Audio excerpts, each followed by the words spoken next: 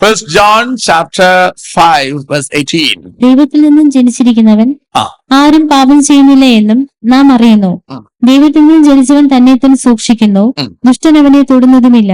ദുഷ്ടൻ അവനെ തൊടുന്നതുമില്ല. ദൈവത്തിൽ നിന്ന് ജനിച്ചിരിക്കുന്നവൻ ആരും പാപം ചെയ്യുന്നില്ല. കാരണം അവൻ തന്നെത്താൻ സൂക്ഷിക്കുന്നു. 2, ദൈവം അവനെ സൂക്ഷിക്കുന്നു. ഈ 2 പദപ്രയോഗങ്ങളാണ് വളരെ ഇമ്പോർട്ടന്റ്.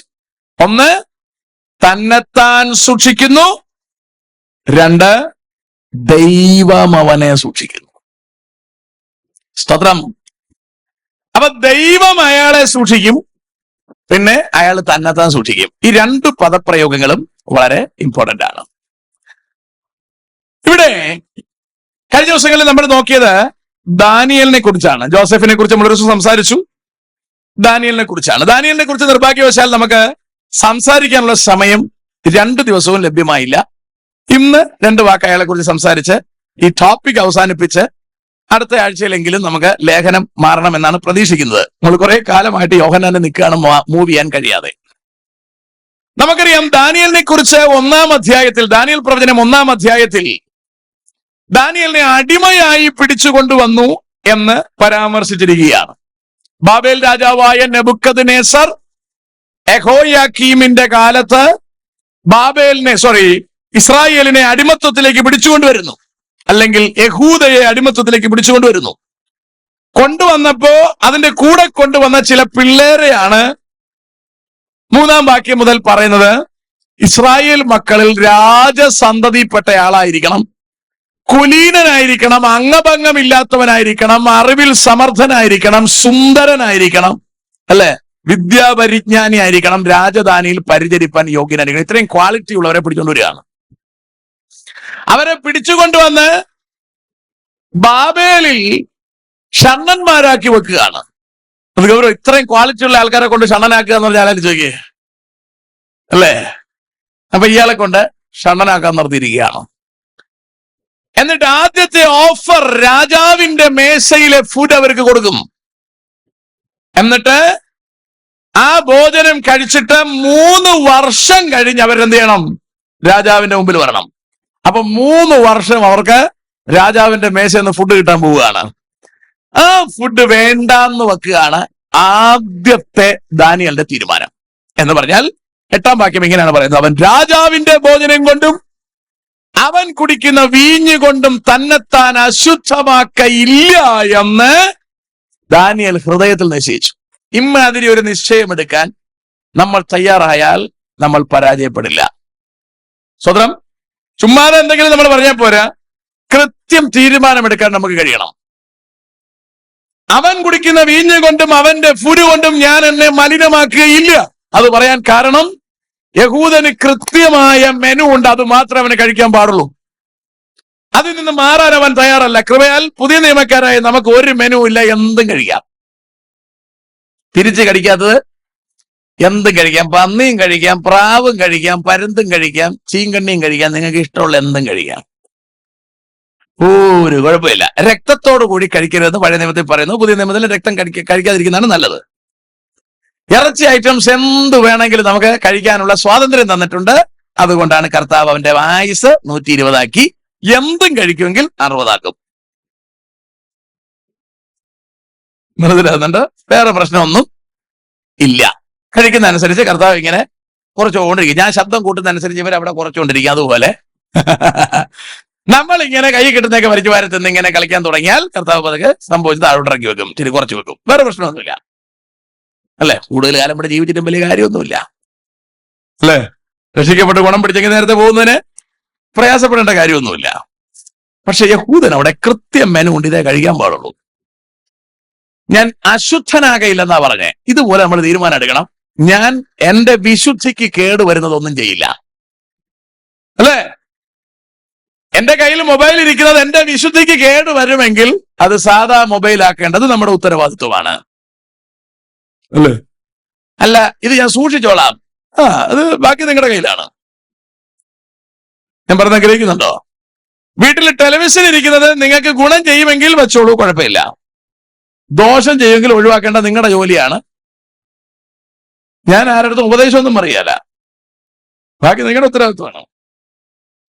ഞാൻ നോക്കിക്കോളാം എന്നൊക്കെ പറഞ്ഞാൽ നോക്കിക്കോളണം. 5 കൊല്ലം കഴിയുമ്പോൾ പറ്റിപ്പോയെന്ന് പറയരുത്, അല്ലേ? പണ്ടത്തെ അപ്പച്ചന്മാര് പറയും പോലെ എന്തോ പാക്കായിരിക്കുമ്പോൾ മടിയിൽ വെക്കാൻ, കവുങ്ങായ മടിയിൽ വെക്കാൻ പറ്റുകയില്ല എന്ന് പറയും. അതുപോലെ എല്ലാം കഴിഞ്ഞതിന് ശേഷം അല്ലേ നിലവിളിക്കേണ്ടി വരരുത്. നമ്മൾ ആദ്യമേ കാണണം, നമുക്ക് ആ ബോധം നമുക്ക് വേണം. ആദ്യമേ നമ്മൾ കാണണം, എന്നിട്ട് വേണം നമ്മൾ അതനുസരിച്ച് നമ്മൾ മൂവ് ചെയ്യാൻ. ഇന്ന് രാവിലെ ഞാനൊരു പോലീസുകാരന്റെ സംഭാഷണം കേട്ടുകൊണ്ടിരിക്കുകയായിരുന്നു കുറച്ചു നേരം. അപ്പം പൂപ്പരുടെ ഒരു പ്രസംഗമാണ്, നല്ല ഒരു ക്ലാസ് എടുക്കുകയാണ് പുള്ളി. അപ്പൊ പുള്ളി പറയാം, ഞാനൊരു പോലീസുകാരനാണ്. അയാളുടെ അടുക്കൽ എവിടെയോ ഒരു സ്കൂളിൽ നിന്ന് കുറച്ച് പിള്ളേര് ചേർന്ന് ടൂറ് പോയി. അപ്പൊ ടൂറ് പോയപ്പോ വെള്ളത്തിൽ കളിക്കുകയാണ് പിള്ളേര്. അപ്പോ സെക്യൂരിറ്റി നോക്കിക്കൊണ്ടിരുന്നപ്പോ 3 പിള്ളേര് ചേർന്ന് ഒരു പെൺകൊച്ചിനെ വെള്ളത്തിൽ മുക്കുകയാണ്, അല്ലേ? എന്ന് പറഞ്ഞാൽ വലിയ പെൺകൊച്ചൊന്നുമല്ല, UKG പഠിക്കുന്ന പെൺകൊച്ചിനെ 1ാം ക്ലാസ്സുകാരും 3 പയ്യന്മാർ ചേർന്ന് മുക്കുകയാണ്. അപ്പൊ ഇയാൾ നോക്കിക്കൊണ്ടിരുന്നപ്പോ ഈ കൊച്ചിങ്ങനെ കുളുകുളെ അടിക്കുകയാണ്. അപ്പൊ ഇയാൾ ഓടി വന്ന് യവന്മാരെ വരട്ടിയപ്പോഴത്തേക്ക് യവന്മാർ പിടിവിട്ടപ്പോ പറയടാ, എന്തോ ഇങ്ങനെ പിടിച്ച് മുക്കിയ ചത്തുവത്തില്ലേ എന്ന് ചോദിച്ചപ്പോ 4 പയ്യന്മാരും ഒരേ ശബ്ദത്തിൽ പറഞ്ഞെന്ന്, ഞങ്ങൾ ചാവാനാണ് മുക്കി പിടിച്ചിരിക്കുന്നതെന്ന്.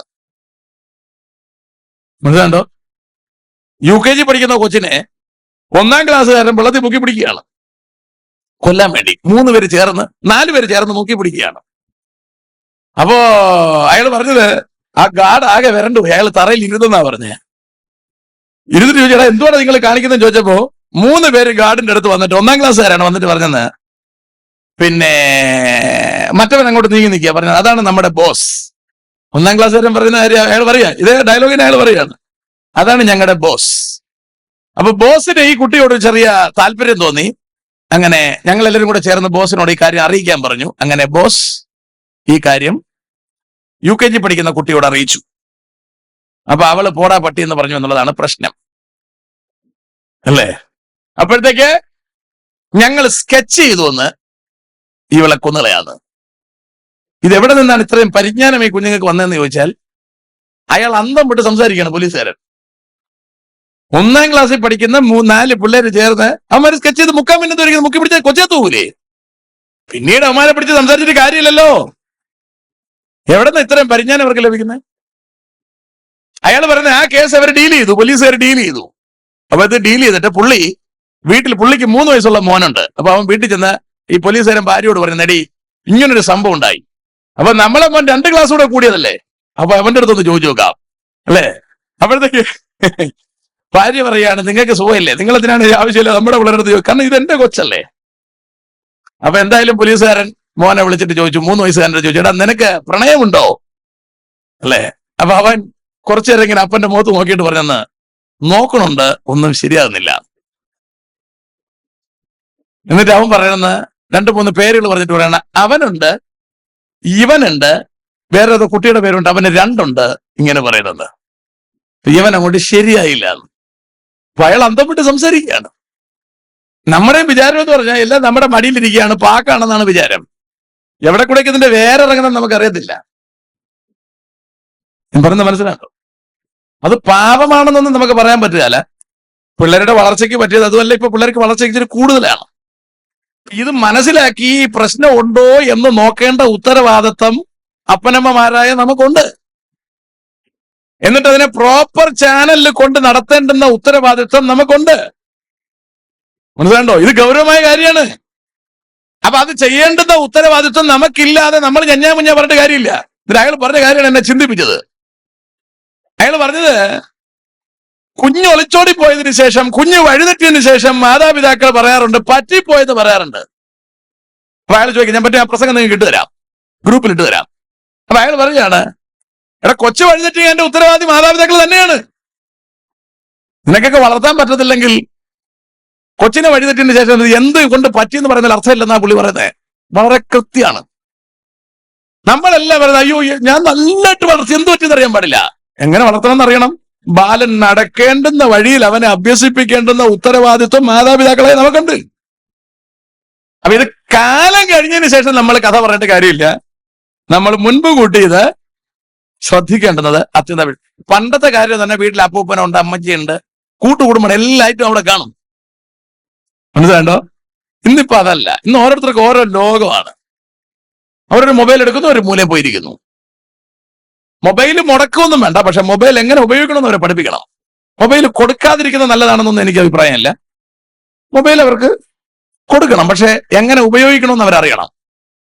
ഒരു കുഴപ്പമില്ല, കൊടുക്കാതിരിക്കുന്നതിൽ അർത്ഥമൊന്നുമില്ല. കുഞ്ഞുങ്ങൾക്ക് ബോധം വരാൻ, സുബോധം വരാൻ നമ്മൾ പ്രാർത്ഥിക്കുക. അല്ലാതെ മൊബൈൽ ഉപയോഗിക്കാതിരിക്കാനൊന്നും പറ്റത്തില്ല. അവർ നല്ല കാര്യങ്ങൾക്ക് ഉപയോഗിക്കാൻ വേണ്ടി അവരെ നമ്മൾ പ്രോത്സാഹിപ്പിക്കുക.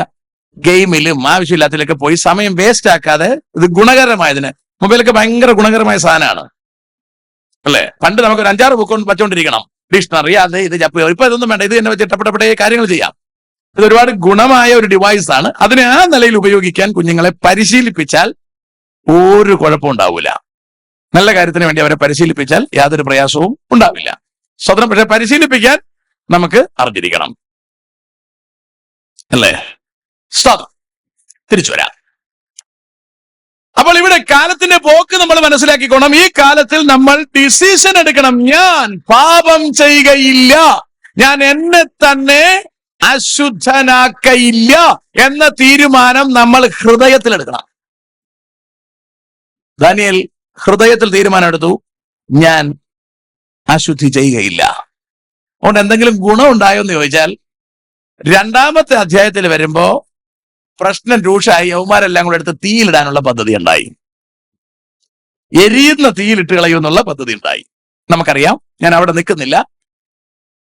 ഇവരെ നേരെ എടുത്ത് വിഗ്രഹത്തെ ആരാധിച്ചില്ലെന്ന ഒറ്റ പേരിൽ, കണ്ടോ, ചേര തിന്നുന്ന നാട്ടിൽ ചെന്ന നടുക്കണ്ടം തിന്നാൻ ശീലിച്ചിരുന്നാൽ വിഗ്രഹത്തെ നിർത്തിയിട്ട് ആരാധിച്ചില്ലെങ്കിൽ തീയിലിട്ട് കളയുമെന്ന് പറഞ്ഞാൽ നമ്മൾ ആരാധിക്കും. മറ്റത് തല പോയാലും ഉപദേശത്തിൽ നിന്ന് മാറില്ലെന്ന് തീരുമാനത്തിൽ ജീവിച്ചാൽ ഒന്നും പേടിക്കാനില്ല. അങ്ങനെ ഇവിടെ വിഗ്രഹത്തെ കൊണ്ട് നിർത്തിയിട്ട് പറഞ്ഞു, ഇതിനെ ആരാധിച്ചില്ലെങ്കിൽ തീയിലിട്ട് കളയും. കുഴപ്പമില്ല. തീ 7 മടങ്ങ് ചൂടാക്കാൻ പറഞ്ഞു, അതും കുഴപ്പമില്ല. 7 കൂട്ടിയാലും കുഴപ്പമില്ല, 70 കൂട്ടിയാലും കുഴപ്പമില്ല. ഈ വിഗ്രഹത്തെ ഞങ്ങൾ ആരാധിക്കില്ല.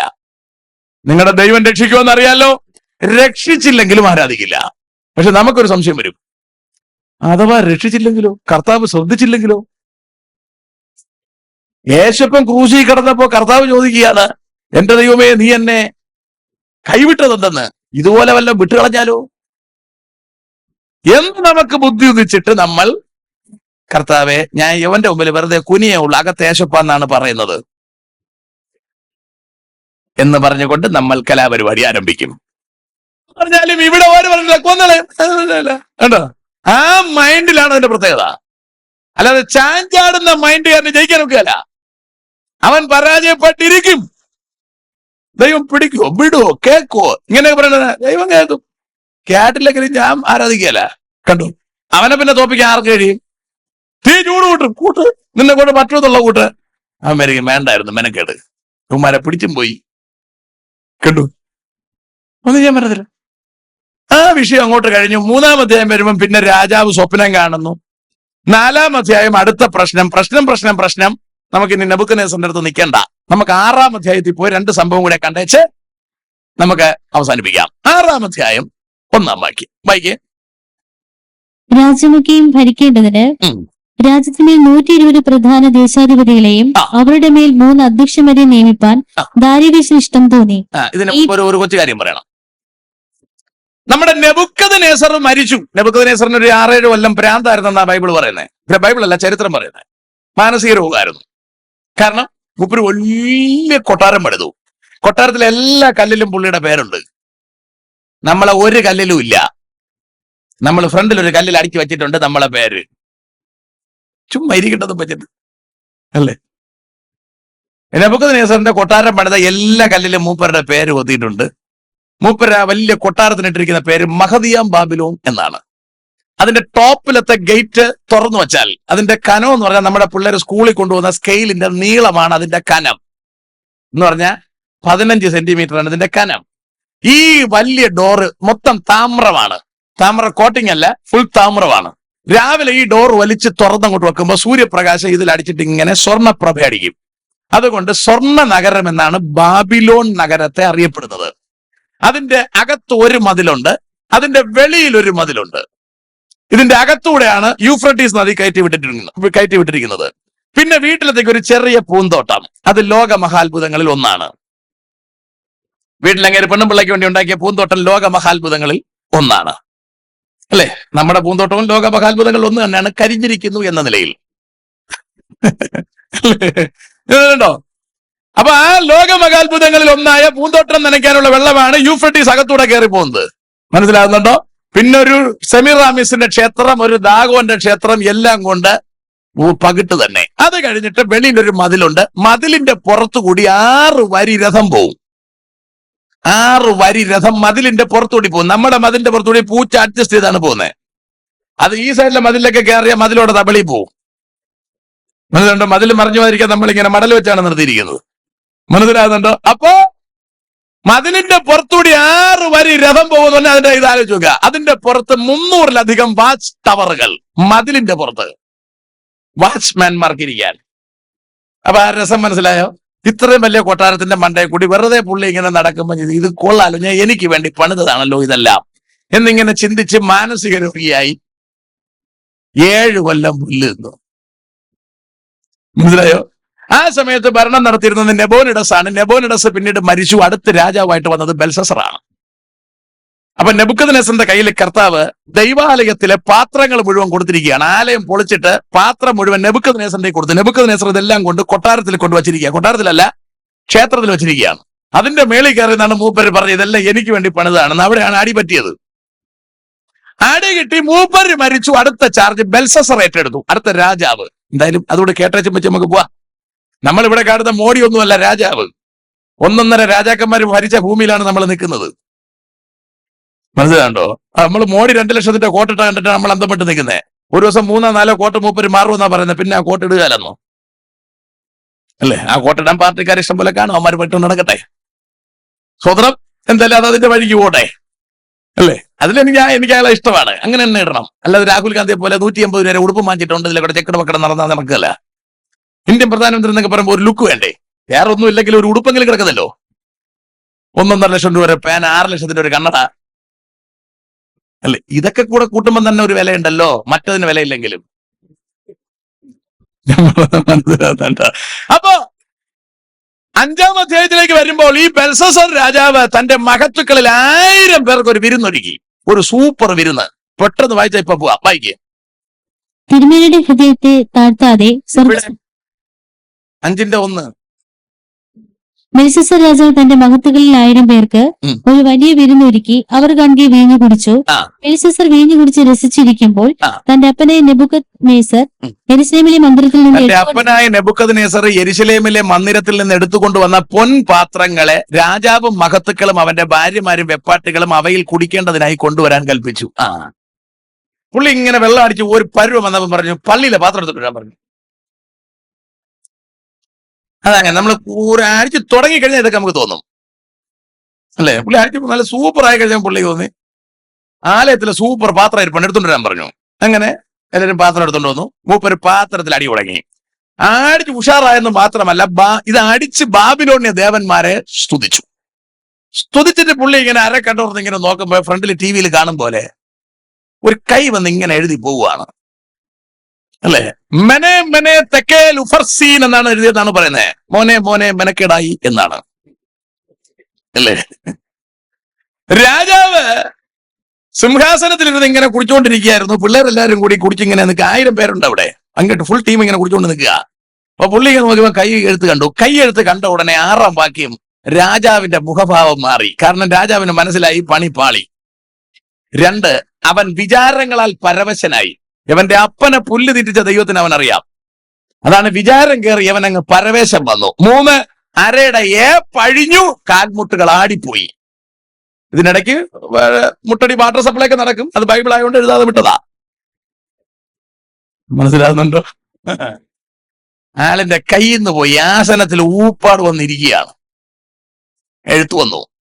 ഉടനെ ആൾക്കാരെ വിളിച്ചു. ഇത് എഴുതാൻ വേണ്ടി, വായിക്കാൻ വേണ്ടി ആൾക്കാരെ വിളിച്ചു. ആൾക്കാരെത്തി. ഇതൊരു വലിയ കഥയാണ് കേട്ടോ. എന്ന് പറഞ്ഞാൽ ഇത് നടക്കുന്നത് ഊട്ടുപുരയിലാണ്. ഇത് നടക്കുന്നത് ഊട്ടുപുരയിലാണ്. ഈ സംഭവം ഊട്ടുപുരയിൽ നടക്കുമ്പോൾ 360-ലധികം വാച്ച് ടവർ ഉണ്ടെന്ന് ഞാൻ പറഞ്ഞില്ലേ? ഈ ഇത്രയും വാച്ച് ടവറിലെ ആൾക്കാർ രാജാവിന്റെ ഏപ്പാടി അറിഞ്ഞുകൊണ്ട് എല്ലാം ഓടി ഇവിടെ എത്തി. കംപ്ലീറ്റ് ടീം ഇവിടെ എത്തി ഇത് കാണാൻ. ഈ ഫുൾ ടീം രാജാവിനെ കാണാൻ വന്ന് ഞെരിഞ്ഞ് നിൽക്കുകയാണ്. കംപ്ലീറ്റ് ടീം ഞെരിഞ്ഞ് നിൽക്കുകയാണ്. അപ്പൊ ഇതിനകത്ത് എന്താണ് പരിപാടി? ആൾക്കാരെല്ലാരും വെള്ളമടിച്ച് ഏപ്പാടി നിൽക്കുകയാണ്. ഇങ്ങനെ മെയിനായിട്ട് ഏപ്പാടി നിൽക്കുകയാണ്. എഴുത്ത് വായിക്കാൻ പറ്റാതെ നിൽക്കുകയാണ്.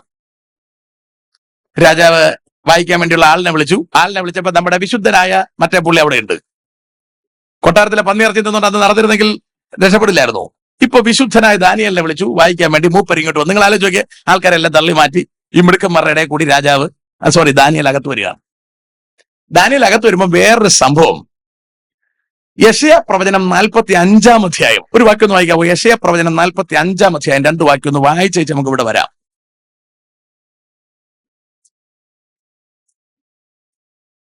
യഹോവ തന്റെ അഭിഷിക്തനായ കോരസിനോട് ഇപ്രകാരം അരുളിച്ചെയ്യുന്നു. തന്റെ അഭിഷിക്തനായ കോരസിനോട് ഇപ്രകാരം അരുളി ചെയ്യുന്നു. അവന് ജാതികളെ കീഴടക്കി രാജാക്കന്മാരെ, രാജ്യങ്ങളെ കീഴടക്കി ജാതികളെ കീഴടക്കി രാജാക്കന്മാരുടെ അരക്കച്ചകളെ അഴിക്കേണ്ടതിനും കതകുകൾ അവന് തുറന്നിരിക്കേണ്ടതിനും വാതിലുകൾ അടയാതിരിക്കേണ്ടതിനും ഞാൻ അവന്റെ വലക്കൈക്ക് പിടിച്ചിരിക്കുന്നു. കോരസ് എന്ന് പറഞ്ഞാൽ മേദ്യ പേർഷ്യയിലെ രാജാവാണ്, പേർഷ്യൻ രാജാവാണ്.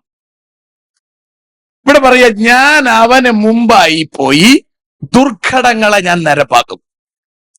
താമ്രവാതിലുകളെ തകർത്ത് ഇരുമ്പോടാമ്പലുകളെ ഞാൻ ഖണ്ഡിച്ചു കളയും. ഇവിടുത്തെ സംഭവം, ആദ്യം കർത്താവ് ഇവിടെ വന്നു. എവിടെ? ഈ ഊട്ടുപുരയ്ക്കകത്ത് വന്നു.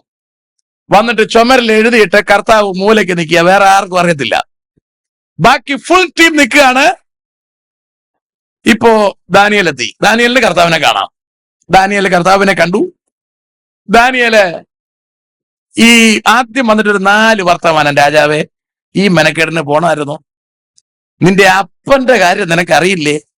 ഇതെല്ലാം അറിഞ്ഞു വെച്ചിട്ടല്ലേ നീ ഈ വേല കാണിച്ചത്? ഇത് പരുവക്കേടായതാണ് സംഭവം. രാജാവേ, ദൈവം നിന്റെ രാജത്വം എണ്ണി നോക്കി കുറവുള്ളവനായി കണ്ടിരിക്കുന്നു. നിന്നെ തൂക്കി നോക്കി അതിൽ കുറവുള്ളവനായി കണ്ടിരിക്കുന്നു. ആദ്യം തൂക്കി നോക്കി കുറവുള്ളവനായി കണ്ടു, എണ്ണി നോക്കി അതിന് അന്തം വരുത്തി. അടുത്ത വർത്തമാനം. നിന്റെ രാജ്യം മേദ്യർക്കും പാർസികൾക്കുമായി കൊടുത്തിരിക്കുന്നു. ഓർക്കണം, ബാബേൽ രാജ്യത്തിലെ രാജാവാണ് സിംഹാസനത്തില് ഊപ്പാട് വന്നിരിക്കുന്നത്. മനസ്സിലാണ്ടോ? മദ്യപിച്ച് കളിക്കാൻ വേണ്ടി ഇറങ്ങിയതാണ്. ദൈവത്തിന്റെ ആലയത്തിലെ പാത്രം എടുത്ത് കളിച്ചതാണ്. ഇപ്പൊ ചുമരിന് സഡനാണ് എഴുത്ത്. പ്രവചനം ഇയാൾ വന്ന് വ്യാഖ്യാനിച്ചു കൊടുക്കുകയാണ്. ഇത് ഇങ്ങനെയാണ് സംഭവം. ഇന്ന് രാത്രി നിങ്ങളുടെ കയ്യിൽ നിന്ന് രാജ്യം പോവും. രാജാവിന്റെ അടുത്ത് പറയാണ്. ഇത് പറഞ്ഞുകൊണ്ടിരിക്കുമ്പോ നേരത്തെ വാക്യങ്ങൾ നമ്മൾ കണ്ടല്ലോ. ഇരുമ്പോടാമ്പലുകളെ ഖണ്ഡിച്ച് താമ്രവാതിലുകളെ കർത്താവ് തുറന്നിടുമെന്നും വാതിലുകൾ അടയാതിരിക്കാൻ തുറന്നിട്ടിരിക്കുമെന്നാ പറയുന്നേ. ഞാൻ നേരത്തെ പറഞ്ഞല്ലോ, 2 മതിലുണ്ട് ബാബേൽ കോട്ടയ്ക്ക്. ഒന്ന് വെളിയിലത്തെ മതിൽ, 300-ലധികം വാച്ച് ടവർ അതിന്റെ മുകളിലുണ്ട്. വാച്ച്മാൻമാര് കംപ്ലീറ്റ് ഇവിടെ വന്ന് ഇയാളുടെ ഈ അന്തം വിട്ട് നിൽക്കുന്ന രാജാവിനെ നോക്കിക്കൊണ്ട് നിൽക്കുകയാണ്. രാജാവിന് എന്ത് പറ്റിയെന്ന്. ഇതിന്റെ അകത്തൂടെയാണ് യൂഫ്രട്ടീസ് കയറി ഇറങ്ങുന്നത്. യൂഫ്രട്ടീസ് അകത്തോട്ട് കയറി വെളിയിലോട്ട് പോകുന്ന 2 സൈഡിലും ഇരുമ്പ് ഓടാമ്പല് കൊണ്ടാണ് ലോക്ക് ചെയ്തിരിക്കുന്നത്. വെള്ളം മാത്രമേ കയറി പോകുള്ളൂ, ആർക്കും കയറി പോകാൻ ഒക്കൂല. ക്ഷേവന്മാർ രാവിലെ പൊക്കി വെച്ചിട്ട് ഈ സാധനം താത്തില്ല. അകത്ത് കയറി കംപ്ലീറ്റ് ഡോറും താമ്രമാണ്. ഒരൊറ്റ ഡോറ് ക്ലോസ് ചെയ്തിട്ടില്ല. അപ്പുറത്തെ രാജ്യത്തെ കോരസും സൈന്യവും ഇവിടെ ഈ കലാപരിപാടി നടക്കുന്ന സമയം ഈ വെള്ളത്തിനകത്തൂടെ നീന്തി അകത്ത് കയറി കൊട്ടാരത്തിനകത്തെത്തി. യഹോവയായ ദൈവം വന്ന് എഴുത്ത് കഴിഞ്ഞിട്ട് നിൽക്കുന്നു. ദാനിയേൽ വന്ന് വ്യാഖ്യാനിച്ചുകൊണ്ട് നിൽക്കുന്നു. ദാനിയേലിന്റെ മുമ്പിൽ വെച്ച് സകല ജനത്തെയും സാക്ഷി നിർത്തി ആ സിംഹാസനത്തിൽ വെച്ച് ബെൽസസറിന്റെ തല വെട്ടി. അങ്ങനെ ബാബിലോൺ സാമ്രാജ്യം തിരശീല വീണു. അവിടുത്തെ ഭരണം കോരശ് ഏറ്റെടുത്തു. കഥ ആലോചിക്കേ, ദൈവത്തിന്റെ പാത്രത്തിൽ കളിച്ചതാണ്. അന്ന് ഭരണം കോരശ് ഏറ്റെടുത്തു. കോരശിന്റെ അമ്മായിയപ്പനാണ് ദാര്യാവേശ്. ദാര്യാവേശ് അന്ന് മേദ്യയിലെ രാജാവാണ്. അപ്പം അതുകൊണ്ടാണ് അമ്മായിയപ്പനും മരുമനും കൂടെ ചേർന്ന് മേദ്യ പേർഷ്യ. ഇപ്പൊ 3 രാജ്യമായി. 1 മേദ്യ, അമ്മായിയപ്പന്റെ രാജ്യം. 2 പേർഷ്യ, മരുമോന്റെ രാജ്യം. 3 യവന്മാര് പിടിച്ചെടുത്ത രാജ്യം ബാബിലോൺ. 3 രാജ്യമായി. പിടിയോ? 3 രാജ്യം വരുമ്പോ ഈ 3 രാജ്യം ഭരിക്കാൻ ആള് വേണം. അതിനാണ് 120 സ്റ്റേറ്റ് ആയിട്ട് തിരിച്ചു. 120 സ്റ്റേറ്റ് ആയിട്ട് തിരിച്ചിട്ട് ഓരോ 40, 4, 3, 12. അപ്പുറത്ത് മേദ്യക്ക് 40, പേർഷ്യക്ക് 40, ബാബിലോണിന് 40. അപ്പോ സ്വാഭാവികമായും ഈ 40ന്റെ ക്യാപ്റ്റനായിട്ട് വയ്ക്കേണ്ടത് ആരെയാ? മേദ്യൻ നേതാവിനെയും പേർഷ്യൻ നേതാവിനെയും ബാബിൽ നേതാവിനെ വയ്ക്കാൻ ഒക്കില്ല. അതിന് അടിമത്തത്തിൽ പിടിച്ച രാജ്യമാണ്. ഇതിൽ ആരെങ്കിലും ഒരാളിനെയാണ് വയ്ക്കാൻ. പക്ഷെ ഇവിടെ വച്ചത് ബാബേലിൽ അടിമയായി പണ്ട് വന്ന ദാനിയേലിനെ ഇതിന്റെ നേതാവാക്കി. കളി പോയ പോക്കേണ്ടോ? ബാബേലിലെ അയാൾ അടിമയാണ്. ഇപ്പൊ ബാബേൽ മേദ്യപേർഷ്യയുടെ അടിമത്തത്തിലാണ്.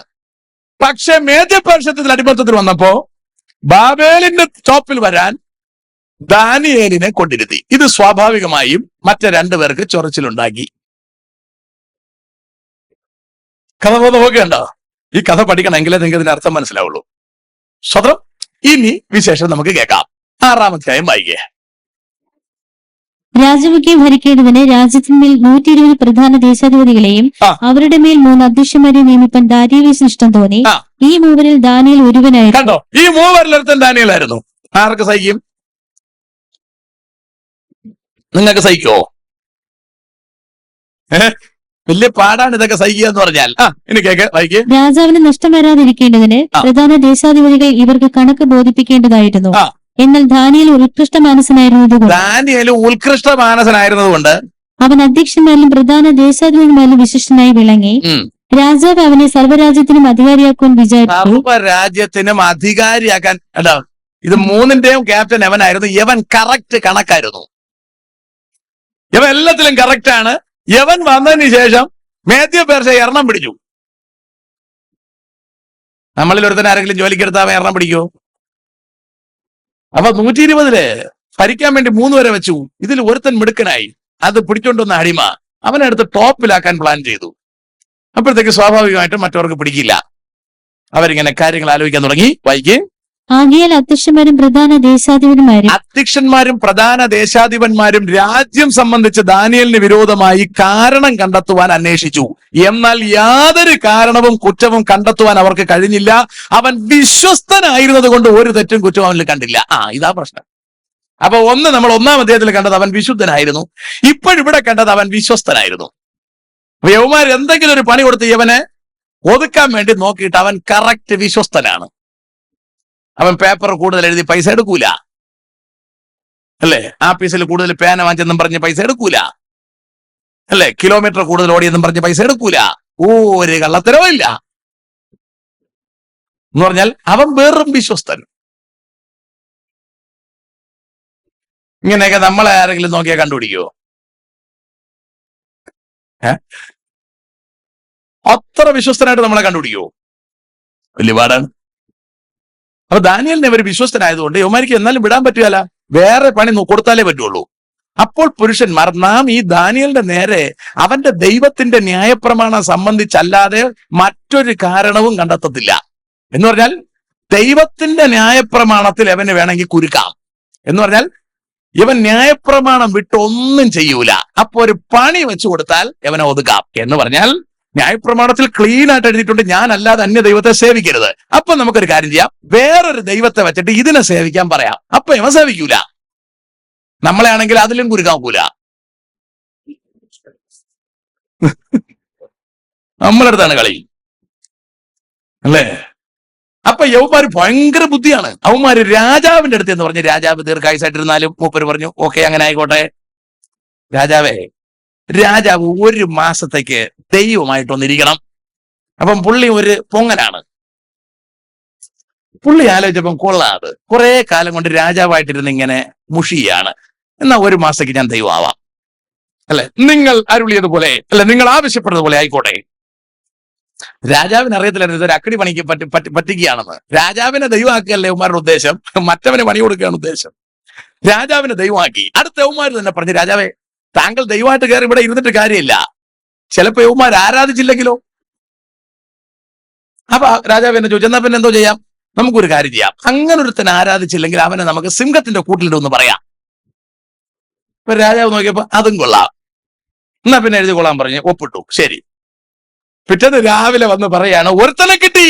ആര്? ദാനിയേൽ. അവന്മാർക്ക് അവനെ തന്നെ ആവശ്യമായിരുന്നു, അവനെ കിട്ടി, അല്ലേ? കാരണം അവൻ വിശ്വസ്തനാണ്. അവനെ കിട്ടിയ സന്തോഷത്തിൽ രാജാവിന്റെ അടുത്ത് വന്ന് പറഞ്ഞു, രാജാവെ ഒപ്പിട്ട പേപ്പർ തിരുത്തരുത്, മാനക്കേടാണ്. അവസാനം രാജാവിന് ഒന്നും ചെയ്യാൻ പറ്റാത്ത ഒരവസ്ഥയുണ്ടായി. 9-ാം വാക്യത്തിൽ ദാര്യാവേശ് രാജാവ് രേഖയും വിരോധ കൽപ്പനയും എഴുതിച്ചു. 10-ാം വാക്യം പ്രശ്നം എന്താണെന്നറിയാമോ? ഉറപ്പായി രാജാവിനെ സേവിച്ചില്ലെങ്കിൽ ദാനിയേല് സിംഹത്തിന്റെ കൂട്ടിൽ പോകും. അപ്പൊ സിംഹത്തിന്റെ കൂട്ടിൽ രക്ഷപ്പെടണമെങ്കിൽ ഒറ്റ ഓപ്ഷനോട് സേവിക്കുക. സേവിച്ചാൽ ന്യായപ്രമാണം ലംഘിച്ചു. നമുക്ക് പിന്നെ ന്യായപ്രമാണം ഒന്നും വലിയ കാര്യമുള്ള കാര്യമൊന്നുമല്ല.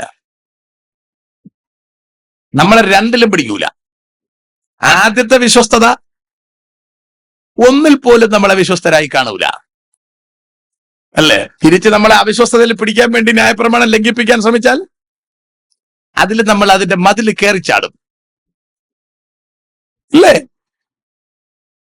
ദാനിയേൽ രേഖ എഴുതിയിരിക്കുന്നു എന്ന് ദാനിയേൽ അറിഞ്ഞപ്പോൾ, എന്ന് പറഞ്ഞാൽ സേവിക്കാത്തവനെ സിംഹത്തിന്റെ ഗുഹയിലിടുമെന്ന രേഖ എഴുതിയിരിക്കുന്നു എന്ന് ദാനിയേൽ അറിഞ്ഞപ്പോൾ അവൻ വീട്ടിൽ ചെന്ന് അവന്റെ മാളിക മുറിയുടെ കിളിവാതിൽ യെരൂശലേമിന് നേരെ തുറന്നിരുന്നു. താൻ മുമ്പേ ചെയ്തു വന്നതുപോലെ ദിവസം 3 പ്രാവശ്യം മുട്ടുകുത്തി തന്റെ ദൈവത്തിന്റെ സന്നിധിയിൽ പ്രാർത്ഥിച്ച് സ്തോത്രം ചെയ്തു. നമ്മളായിരുന്നെങ്കിലോ മെനക്കെട്ട് ഇത്രയും കാലം പ്രാർത്ഥിച്ചുകൊണ്ട് നടന്നിട്ട് ഒരു ഗുണം ഉണ്ടായില്ല, സിംഹത്തിന്റെ ഗുഹയിൽ പോകുമെന്ന്. എന്നാ പിന്നെ കർത്താവ് വേണ്ട, ന്യായപ്രമാണവും വേണ്ട. എവിടെ രാജാവേ ദീർഘായുസായിട്ടിരുന്നാലും, അല്ലേ? കാരണം ഇത്രയും പ്രാർത്ഥിച്ചിട്ട് എന്ത് കാര്യം? വേണ്ട, സിംഹത്തിന്റെ ഗുഹയിൽ പോകാൻ പോവല്ലേ? നമ്മൾ ആരാണെങ്കിലും പതറും. കർത്താവ് പോയെന്ന് വിചാരിക്കും, ന്യായപ്രമാണം വേണ്ടാന്ന് വിചാരിക്കും. നല്ല പൊസിഷനിൽ ഇരിക്കുകയാണ്. രാജാവിനെ 1 തൊഴുത് 2 സ്തോത്രം പറഞ്ഞ എന്തോ കുഴപ്പം സംഭവിക്കാൻ പോകുന്ന പൊസിഷനിൽ ഇരിക്കാം. ഈ സാധനം വെച്ച് നിങ്ങൾ യേശുക്രിസ്തുവിന്റെ കേസ് മാച്ച് ചെയ്ത് നോക്കിയേ. യേശുക്രിസ്തുവിന്റെ അടുത്ത് പിശാച് വന്നിട്ട് പറയുകയാണോ, 1 വീണ് നമസ്കരിച്ചാൽ എല്ലാം തരാം. സെയിം സാധനം ഇവിടെ വരുന്നേ. 1 മാസത്തേക്ക് രാജാവ് ദൈവമാണ്, അടുത്ത മാസം തൊട്ട് നിന്റെ ദൈവത്തെ ആരാധിക്കാം, ഒരു കുഴപ്പമില്ല. 1 വീണ് നമസ്കരിച്ചാൽ നിന്റെ കസേര ഇരിക്കും, ഇല്ലെങ്കിൽ സിംഹത്തിന്റെ കൂട്ടിൽ പോവും. എവിടെ പോകണമെന്ന് തീരുമാനിക്കുക.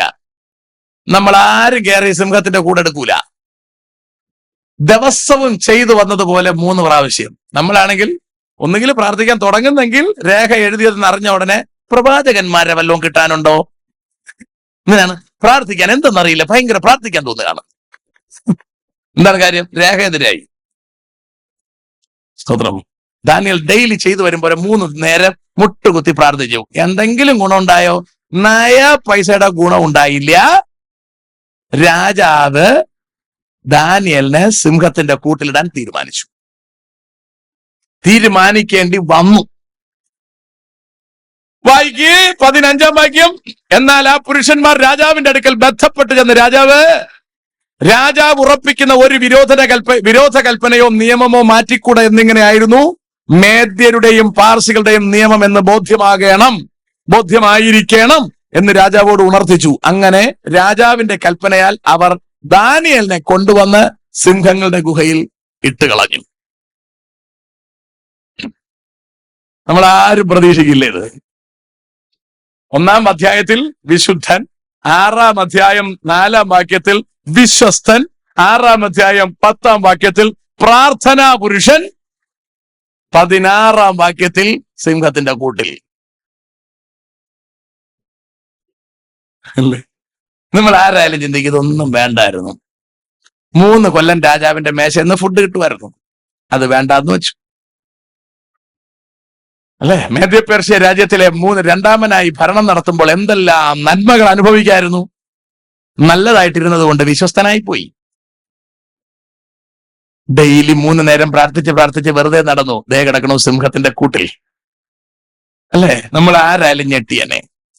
ഒരു കല്ല് കൊണ്ടുവന്ന് ഗുഹയുടെ വാതിൽക്കൽ വച്ചു. ദാനിയേലിനെ കുറിച്ചുള്ള നിർണയത്തിന് മാറ്റം വരാതിരിക്കേണ്ടതിന് രാജാവ് തന്റെ മോതിരം കൊണ്ട്, മഹത്തുക്കളുടെ മോതിരം കൊണ്ടും അതിന് മുദ്രയിട്ടു. എനിക്ക് അടുത്തതാണ് ഇഷ്ടപ്പെട്ടത്. നമ്മൾ വായിച്ച കുറിവാക്യത്തിൽ എന്താ പറയുന്നത്? ദൈവം അവനെ സൂക്ഷിക്കുന്നു. ദൈവത്തിൽ നിന്ന് ജനിച്ചവൻ ആരും പാപം ചെയ്യുന്നില്ല, ദൈവം അവനെ സൂക്ഷിക്കുന്നു. ശത്രുവിന് അവനെ തൊടാൻ പറ്റത്തില്ലെന്നാ പറഞ്ഞിരിക്കുന്നേ. ഇവിടെ നോക്കിയേ, പൊക്കിയെടുത്ത് അകത്തിട്ടു. രാജാവ് രാജധാനിയിൽ ചെന്ന് ഉപവസിച്ച് പ്രാർത്ഥിച്ചു. ആദ്യമായിട്ട് രാജാവ് ഉപവസിക്കുകയാണ്. ഇന്നുവരെ രാജാവ് വൈകുന്നേരത്തെ ഫുഡ് വേണ്ടാന്ന് വെച്ചിട്ടില്ല. ദാനിയേലിനെ സിംഹത്തിന്റെ ഗുഹയിൽ ഇട്ടിട്ട് ആദ്യമായി രാജാവ് ഫുഡ് എടുക്കുന്നില്ല. എന്താ കാര്യം? എടുക്കുകയല്ല. അടുത്തും രസമുണ്ട്. അവന്റെ സന്നിധിയിൽ വെപ്പാട്ടികളെ കൊണ്ടുവന്നില്ല. പാവം, അതുവരെ അവൻ ഒരു വെപ്പാട്ടി ഇല്ലാതെ ഉറങ്ങുകയല്ല. ആദ്യമായിട്ട് രാജാവ് കഞ്ഞിയും കുടിക്കുന്നില്ല, വെപ്പാട്ടിയില്ല. 3 ഉറക്കം അവനെ വിട്ടുപോയി. പാവം, ഒരു രാജാവിന്റെ ഗതി അല്ലേ ചോദിക്കേ. AC റൂമിലാണ്, എല്ലാ സെറ്റപ്പും ഉണ്ട്. പക്ഷേ അന്ന് കഞ്ഞിയും കുടിക്കില്ല, വെപ്പാട്ടിയില്ല, ഉറക്കവും ഇല്ല, വേ കിടക്കുകയാണ്. ദാനിയേൽ എവിടെ? അവിടെ സിംഹത്തിന്റെ ഒട്ടി വലിഞ്ഞ വയറ്റിന് സുഖമായിട്ട് കിടന്ന് ഉറങ്ങുകയാണ്. അതിന്റെ ജടയിലൊക്കെ ഇങ്ങനെ തടവി അവിടെ കിടക്കുകയാണ്. ഇവിടെ ഊപ്പാട് വന്നിരിക്കുകയാണ്. രാജാവ് അതികാലത്ത് എഴുന്നേറ്റ് ബന്ധപ്പെട്ട് സിംഹങ്ങളുടെ അരികെ ചെന്നു. ഇതുവരെ രാജാവ് അതികാലത്ത് എഴുന്നേറ്റ ചരിത്രമില്ല. ആദ്യമായി രാജാവ് വെളുപ്പാൻ രാവിലെ എഴുന്നേറ്റ് സിംഹത്തിന്റെ ഗുഹയുടെ വെളിയിൽ ചെന്നിട്ട് ദാനിയേൽ ദുഃഖ ശബ്ദത്തോടെ ദാനിയേലിനെ വിളിച്ചു.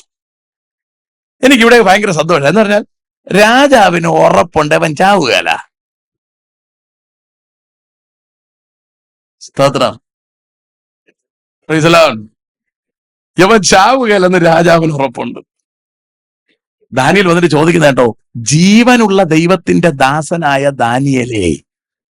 ഇതാരാ വിളിക്കുന്നതെന്നറിയാവോ? 1 മാസത്തേക്ക് ദൈവമാ വിളിക്കുന്നേ. 1 മാസത്തേക്ക് ദൈവമായിട്ട് ഉടുപ്പിട്ടോണ്ട് നിൽക്കുന്നവനാണ്. ഗുഹയുടെ വാതിൽ ചെന്ന് കഴിഞ്ഞ ദിവസം രാജ്യദ്രോഹ കുറ്റത്തിനകത്തിട്ടിരിക്കുന്നവനെ ചെന്ന് വിളിക്കുകയാണ്, ജീവനുള്ള ദൈവത്തിന്റെ ദാസനായ ദാനിയേലേ, നീ ഇടവിടാതെ സേവിച്ചു വരുന്ന നിന്റെ ദൈവം. നീ ഇടയ്ക്കിടയ്ക്ക് എവിടെയോ പള്ളിയെന്നും പറഞ്ഞ് പോവുമല്ലോ. അങ്ങനല്ല, നമ്മളെ കേസ് അങ്ങനെ. ഇടയ്ക്കിടയ്ക്ക് പണിയൊന്നും ഇല്ലെങ്കിൽ പോവും. എന്തെങ്കിലും പണി വന്നാൽ പോവില്ല. കല്യാണം വന്നാൽ പോവില്ല, മോതിരം മാറ്റമുണ്ടെങ്കിൽ പോവില്ല, മഴ പെയ്താൽ പോവില്ല, എല്ലാം ഒത്തു വന്നാൽ പോവും. നമ്മളെ ഇടയ്ക്കിടയ്ക്ക് സേവിക്കുന്നതെന്നാണ് പറയാൻ. ഇവിടെ പറയുന്നുണ്ടോ, നീ ഇടവിടാതെ സേവിക്കുന്ന നിന്റെ ദൈവം സിംഹങ്ങളിൽ നിന്ന് നിന്നെ രക്ഷിപ്പാൻ പ്രാപ്തനായോ? മറുപടി വരുന്നുണ്ടോ ദാനിയേൽ രാജാവിനോട്? രാജാവ് ദീർഘായുസോടിരിക്കട്ടെ. ഞാനടുത്ത് എന്തോ പറഞ്ഞാനെ, ഇപ്പൊ എങ്ങനെയുണ്ട്? ഇതാണ് ദൈവമക്കളെടുത്ത് കളിക്കരുതെന്ന് പറയുന്നത്. അല്ലേ? സിംഹങ്ങളുടെ കൂടെ അന്നൊരു സെൽഫി എടുത്ത് നമ്മൾ അപ്പോഴേ ഇടും. ദാനിയേലിന്റെ ക്വാളിറ്റി എന്താ? രാജാവ് ദീർഘായുസായിട്ടിരിക്കട്ടെ, സിംഹങ്ങൾ എനിക്ക് കേടുവരുത്താതിരിക്കേണ്ടതിന് എന്റെ ദൈവം തന്റെ ദൂതനെ അയച്ച് അവയുടെ വായ അടച്ചു കളഞ്ഞു. സിംഹം ഇവിടെയുണ്ട്, വാതിറക്കാൻ പറ്റുകയല്ല. എന്റെ ദൈവം ഇറങ്ങി വന്നില്ല, ദൂതനെ അയച്ചതിന്റെ വായെ അടച്ചു കളഞ്ഞു. മാന്യ സുഹൃത്തെ, ഒരു സിംഹങ്ങളും നമ്മളെ വിഴുങ്ങുകയല്ല. നമ്മൾ ദാനിയേലായിട്ടിരിക്കണം. ഒരു സിംഹത്തിന് നമ്മളെ വിഴുങ്ങാനൊക്കില്ല. ലോകത്തിലെ ഏത് പ്രതിസന്ധി തലകീഴായി മറിഞ്ഞു വന്നാലും നമ്മളെ തൊടാനൊക്കില്ല. നമ്മൾ ദാനിയേലായിരിക്കണം. നെബൂഖദ്നേസർ കൂട്ടിയ ആഴിയിൽ നിന്ന് രക്ഷപ്പെട്ടു ദാനിയേലും സംഘവും. ദാര്യാവേശ് ഉണ്ടാക്കിയ സിംഹത്തിന്റെ ഗുഹയിൽ നിന്ന് രക്ഷപ്പെട്ടു നമ്മുടെ ദാനിയേൽ. ഏറ്റവും ഒടുവിലത്തെ വാക്യത്തിൽ പറയാണ്, ദാനിയേലേ, നീ പോയി വിശ്രമിച്ചു കൊള്ളുക, കാലാവസാനത്തിങ്കിൽ നിന്റെ ഓഹരി പ്രാപിപ്പാൻ നീ എഴുന്നേറ്റ് വരും. നീ പോയി വിശ്രമിച്ചു കൊള്ളുക. മാന്യ സുഹൃത്തുക്കളെ, മരുഭൂമിയിൽ പതറാതിരിക്കണമെങ്കിൽ ദാനിയേലിനെ പോലെ ചുമ്മാ 3 ക്വാളിറ്റി സൂക്ഷിക്കുക. 1 വിശുദ്ധി, ഹൃദയത്തിൽ തീരുമാനം എടുക്കുക, അങ്ങനെ തന്നെ ജീവിക്കുക. 2 വിശ്വസ്തൻ, 3 പ്രാർത്ഥന. ഇത് 3ഉം ചെയ്യാൻ തയ്യാറായിട്ടുണ്ടെങ്കിൽ നിങ്ങൾ പരാജയപ്പെടില്ല. ഇതിലേതിലെങ്കിലും വീഴ്ച വരുത്തിയിട്ട് നിങ്ങൾ ലോകത്തിൽ ലഭ്യമാകാവുന്ന ഏറ്റവും കൂടിയ പള്ളി പോയാലും ഗുണം പിടിക്കുകയല്ല. നല്ല പള്ളി പോയിട്ട് ഗുണം പിടിക്കുമെന്ന് ആരും വിചാരിക്കരുത്.